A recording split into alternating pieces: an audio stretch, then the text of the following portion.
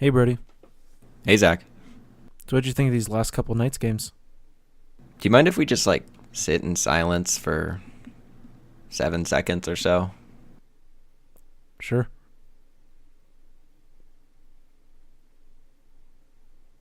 Yeah, it kind of felt like that.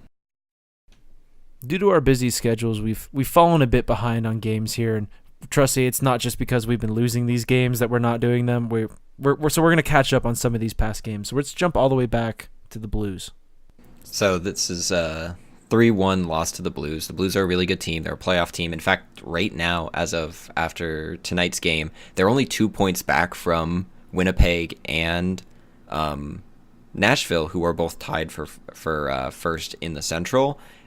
It's conceivable that the Blues could leapfrog in front of both of those teams and become first. And so they're a really good team. Anyway, but the game, it was a really good game by both. And anytime that a mistake was made, a goal was scored, and we just made more mistakes. So good game. Okay, well let's go to the next game then against the Avalanche. Bad game. So we ended up going down 3-0 really early on. The way in the game. you said bad game. Bad game. Bad We ended up going down 3-0, I believe, in this game. And this is Subban. He's kind of having a hard time squeezing, holding on to pucks. So you get a couple bad rebounds. There was never a goal where I thought Subban really should have had that one or anything like that. Once again, the Avs are a good team. They're in a playoff spot right now. They deserve to be in a playoff spot. And I think they should be really exciting in the postseason. So we did a really good comeback in this one. And in fact, we had a really good chance with a couple seconds left. Marchessault just gets a puck off the heel of his stick. This could have gone to overtime. We could have picked up a point here and clinched our playoff spot here. Unfortunately, that was after the next game. Yesterday's game against the Wild, how'd that turn out? Well, we lost, which Well, is we know also that. not good. 3-2. But we also went down 3-0 in this game, which is also not good. We don't have a great track record against the Wild. I believe they were the only team that we lost all of our games to last season. We ended up winning a game against them earlier in the season, then we lost at home, and then we lost at home again for this game. It's just the Wild aren't a particularly good team. They're a playoff team. Or at least they're on the edges of one. They're one of the better teams in the league, but for whatever reason, the Knights can never figure them out, and they've got the Knights figured out. We are sorry for not having a more in-depth review of these games, but we'll have a better recap of today's game against the Sharks.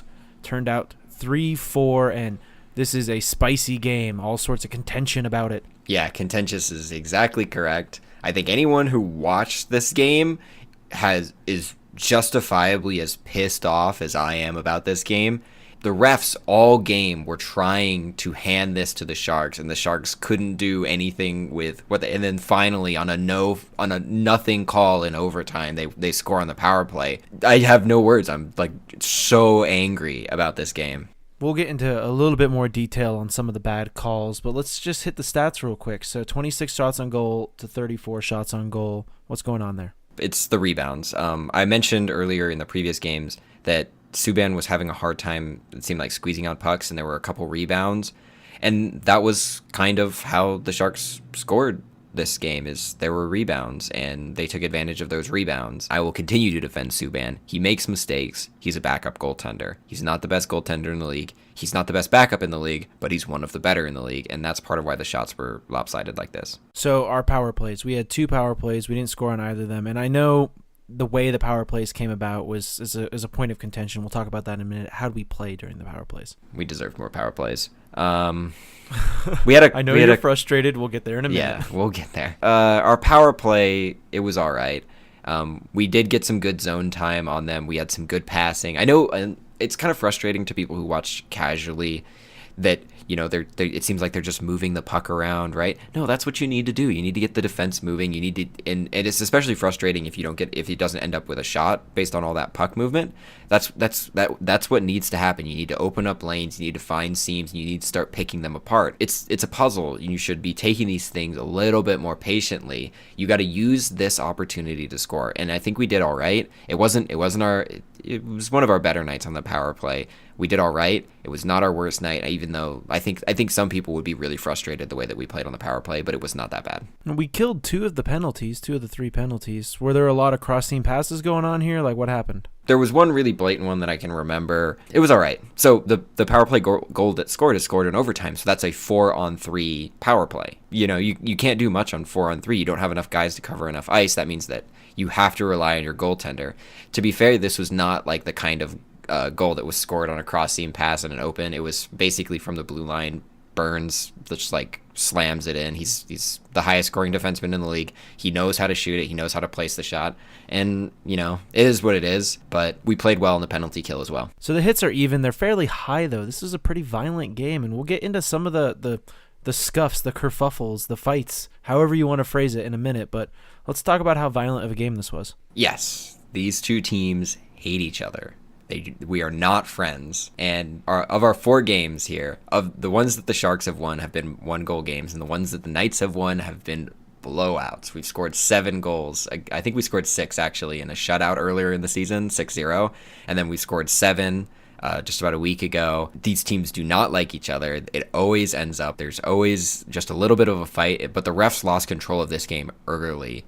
The first line fighting that was happening was in the first period. That took 2 periods in the last game that we played against these guys. The refs lost control of this game, and the players lost respect for the refs. The refs, I lost respect for the refs. They were doing things that were putting players in danger, and they weren't calling things that should have been called. It was not okay. Right off the bat in the game, William Karlsson scores the first goal, making his 24th goal of the season. Past God Smith once again involved.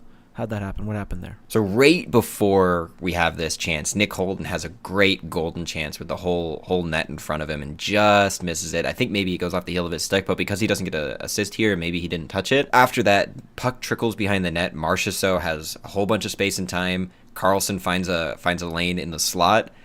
So actually, that's something I can explain. The slot, when I say that somebody's open in the slot or a shot comes from the slot, basically what that means is that you're square to the net. And so Karlsson gets open right in front of the net. And what that means is that he can shoot right shoulder, he can shoot left shoulder. Goaltenders are not like big fat guys that cover the entire net, right? So you can basically shoot anywhere, and if you get a goaltender that stops a shot that comes from in the slot, that's a good stop. And so Karlsson gets open in the slot and doesn't miss like Holden does. I like Holden. I shouldn't be putting down on Holden. I like Holden. He's a good defenseman, but Karlsson doesn't miss. So what about this first fight, this first kerfuffle of the game? To read the calls, it's Ryan Reaves roughing against Joe Thornton, served by Alex Tuch, Ryan Reaves misconduct, and Joe Thornton high sticking against Ryan Reaves. All sorts of calls being made here. What happened? Well, that's the thing, is that neither of those two players were the two who were initially involved in this scrum. So the Sharks get a shot on Subban. There's a Sharks player in front of Subban, and he has a chance to bang on the pads a little bit, try and knock the puck loose and go for a goal. Anyone does that, and then the thing that happens after that is that a Knights player comes over and he knocks him off Subban, and that happens all the time, and it does lead to little scrums like this where everyone sort of gets into a little huddle and they're all holding each other. It was a little bit more violent, but I don't think that any calls were going to come out of this if nothing else happened.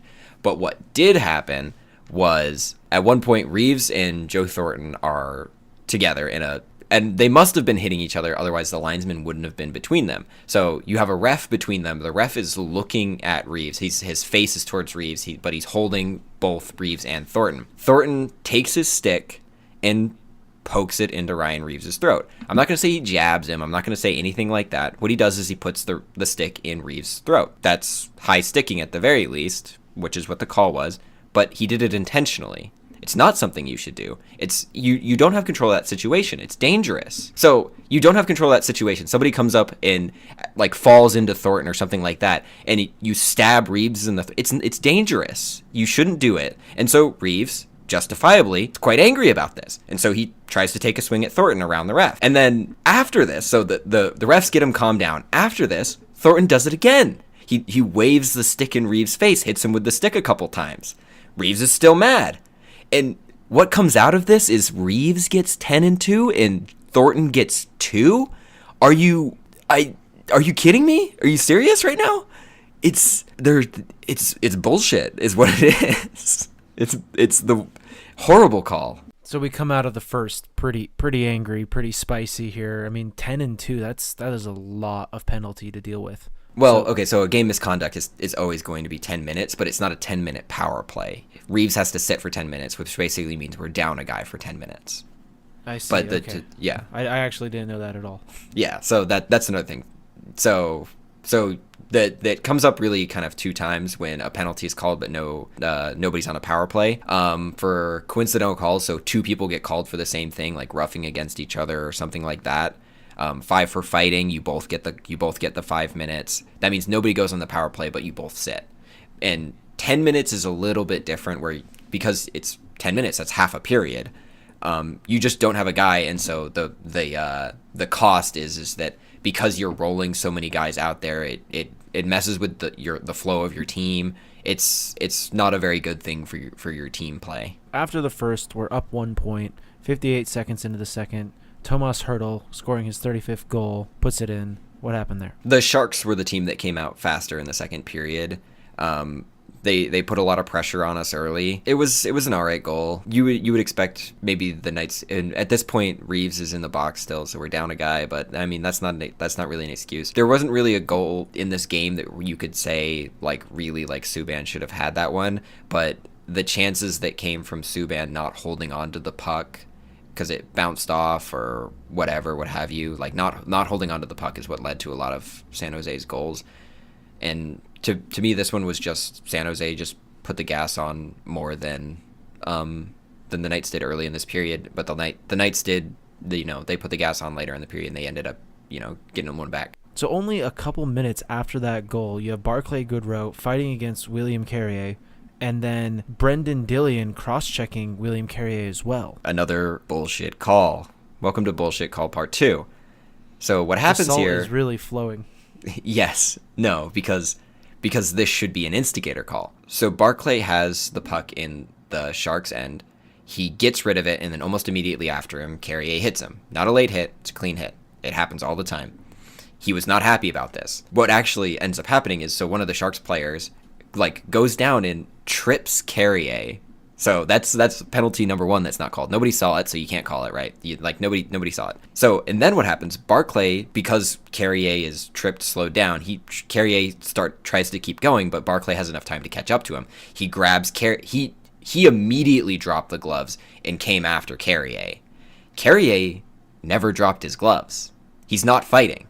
That's not it was not an agreed fight. Carrier never dropped his gloves, so he's not fighting. That's an instigator call. Only one of the guys dropped his glove. You know what ended up happening? One of Carrier's gloves came off because the Sharks players ripped it off of his hand. Carrier didn't fight. That's an instigator call. That's part 2 of a player being put in danger because the refs aren't going to call this. No, it's an instigator call. Call it exactly the way that you see it. Carrier didn't drop his gloves. Carrier never swung once. Carrier defended himself, and this guy came after him and started hitting him. Fighting is part of the game of hockey. There's a penalty for it. But the rule is, if somebody doesn't want to fight, he doesn't have to. It's not you should defend yourself. It's not anything like that. It's if somebody doesn't want to fight, he doesn't have to fight.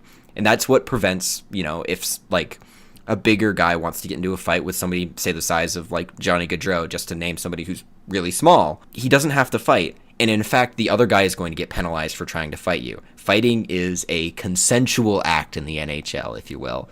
It's between two players. Carrier was not fighting here. And so that should be an instigator call. Despite the fight and despite the bullshit calls, a couple minutes later, the Knights put in another goal. Cody Eakin, 21st goal, with England and Carpenter assisting him.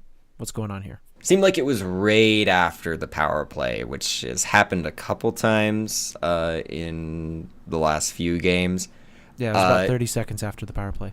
Yeah, it's a dirty goal. Eakin happens to get it open right in the blue paint. He chips it up over Jones into the back of the net. It felt good going back up 2-1. It's Eakin, number 21, getting his 21st of the season. It's career high. Yeah, it was a fun little goal to have. Yeah, we're up 2-1 at this point. How are we feeling about the second period as a whole? So the Sharks did come out a little bit faster than us. They ended up getting that goal really quickly, but like I said, we had a couple chances later. We ended up getting a little bit of momentum momentum going into the series, but both of these teams are really good, and neither team is dominating the game at this point, so anything can happen still. Going into the third, I've gotten used to seeing the Knights really pick up steam in the third, and it really hurts to watch the Sharks get 2 goals in the third. So the first one, 7:22 in, Evander Kane, his 29th goal, unassisted. How we letting unassisted goals through? What's going on? Unassisted is like, come on. So what ends up happening here is the Sharks get a good little rush coming from their end. We end up 1-on-1. I believe it was Vlasic 1-on-1 with Schmidt. He ends up getting around Schmidt, not cleanly. And then Subban comes a little bit too far out of his net. He should definitely hold on to that post. So because he comes a little bit too far, Vlasic gets the puck behind him, but not on an angle that's going to go into the goal. I'm not sure how this is unassisted, because from there, the puck ends up right out in the slot, and Kane comes in and buries it because Subban's way out of his net. It's a terrible goal to allow, and I hated it. I was not a fan. I hated it. Well, talking about Vlasic, a couple minutes later, he scores his 3rd goal of the season. And that's very small. Is he a defender? What's going on there? He is indeed a defenseman, and this goal was right off the draw. So these are really, really tough goals to allow, and also really, really tough goals to stop. So Cody Eakin loses the draw clean. It goes straight back towards the blue line. Vlasic gets a line to the net and shoots, and Subban misses stopping it. And so at this point, the Sharks go up 3-2. And then we tie it up less than 30 seconds later, just about. So this one, very similar goal. Actually, they're almost mirrors of each other. So Carlson wins the draw less cleanly, but the puck trickles back. Theodore skates up, shoots it straight at the net, and it goes straight in. Like, they're almost mirrors of each other. If you watch them like back to back and then just sort of like flip the colors in your mind, like they're like I said, they're almost mirrors of each other. So it felt really good to get a goal back like this. Like I said, it felt really, really good, especially so quick. Yeah. So we're going into overtime now on the penalty kill. Now this is off of Colin Miller hooking, and then 22 seconds in, another horrible call. Brent Burns coming in with his 14th goal, ending the game fairly quickly. Yeah, well, let me talk about that hooking call. So with about a little less than a minute left, the Sharks get a breakaway on the net. Miller is back behind. I'm not sure exactly who it was, but he doesn't hook him. It's a bad angle, so I can't be mad at the refs for calling this. It's a bad angle, but it wasn't a hook. But we're already mad at the refs, so we're gonna keep being mad so at we're the refs. going to continue to if you're gonna call a penalty, and with less than 2 minutes left in a tied game, you better be damn sure you're right about the penalty. That's it. Okay, and so we go into overtime and on the penalty kill. And so basically what that means, so normally you have 5 skaters on the ice, right? Like 2 defenders, 3 forwards, right? In overtime, it's 3-on-3. And so the normal thing for that is 2 forwards and a defenseman. But when you're on the power play in overtime, it's 4-on-3. And that's very different than 4-on-5 in normal play. There's a lot of ice to cover, so it's the kind of thing that you're expected to score on. And so they score. Like I said, you can't blame the penalty killers on this one. You can't blame Subban on this one. It just sucks that we go in on a softy call like that was not hooking. If a ref had been behind the net looking at this, it would not have been a call. They just happened to all be at a bad angle, and one of them decided to call it. And I bet if you like lifted up the back of his shirt and like peeked like right at the lower part of his back, you could probably just see his Sharks tramp stamp sticking up over the back of his pants there. They're just hiding behind his teal panties. Oh my god. Okay. That's all. Can you tell the salt is flowing? The salt is just there. So following this game, we at least know at this point we've clinched the playoff spot, and that was following last game. Yeah, it was following last game, but we've clinched the playoff spot. We're gonna play the Sharks again in playoffs. About that. Yeah, so we're gonna play the Sharks in the first round. But fun fact about clinching the playoff spot, all three teams in the Pacific have clinched their playoff spot by another team losing while on a losing streak. So That the is Sharks, beautiful. yeah, the Sharks clinched their playoff spot by I forget. I can't remember all these things. You're But just basically, too salty for memory. well, no, I never even internalized who lost to have the Sharks clinch their playoff spot and who lost to have the Calgary clinch their playoff spot. Yeah, no, just a fun little thing. But we are going to see them in the first round. I'm not worried about them having home ice. I've said it before. I'm not afraid of their goaltending. And you look at the result tonight with our backup in, and like I said, the Just all those if the awful Knights calls. and we didn't have Stastny in, who after coming off a 2-goal game last night, almost a 3-goal game, he had a really good chance last night to get the hat trick with a couple seconds left.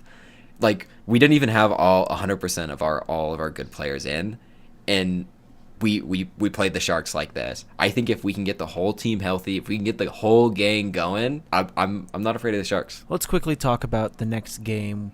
Once again, we're up against the Edmonton Oilers again on April Fool's Day itself. What are we thinking about going into this game? April Fools! It turns out the Knights were a good team the whole time. Haha! Is everybody? We're not losing. The losing streak. Let's put it to an end, right? So the Oilers, I believe I said last time, they've got 2 really, really good players. They've got 1 pretty good player, and that's pretty much all they got going for them. It's really sad for them. Let's hope you're not wrong. It's really sad for them. Yeah, I'm not worried about the Oilers. We've already clinched our playoff spot, so like, let's just rest some guys, get everyone going. I'd like to see maybe England get some rest before. Like Every win from here on out is just like, yeah, just rest some guys. gratuitous. We're in third place. We can't catch we're 6 points back from the Sharks. We have 3 games to play, but I'm not I think it has to do with goal differential after that. I'm not exactly sure what they go to after that. But the best we could do is tie the Sharks in points at this point. So we're in third place. We're not going to get home ice. So just let's rest some guys. Let's get Fleury in, get him going. Get him a couple games back in the net. I believe he was already good. He could have played tonight, but they're giving him the extra day. The Oilers, they also played tonight. They lost 5-1 to the Ducks, which, oh boy, the Ducks are bad.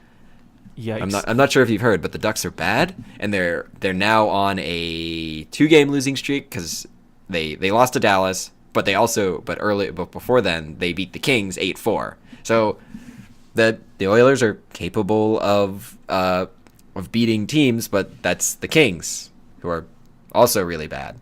So I'm shrugging my shoulders really, here. Really we should angry beat at the us after Oilers. this one. Do you want me to say it? We're better than the Oilers. We're better than them. Okay. Well, there you have it. We will see you guys on April 1st for another VGK recap. Bam. Job done. Wait. No. Let me think of something. Let me think of something to say. Okay. Do you get like a witty comeback for my outro? No, I'm just gonna fuck the refs or something, dude. I don't even know. Just leave all this in. Just leave this whole thing in where I'm trying to think of something clever to say, but I'm too mad to think of something clever to say. I'm just going to cut it off in the middle of this sentence.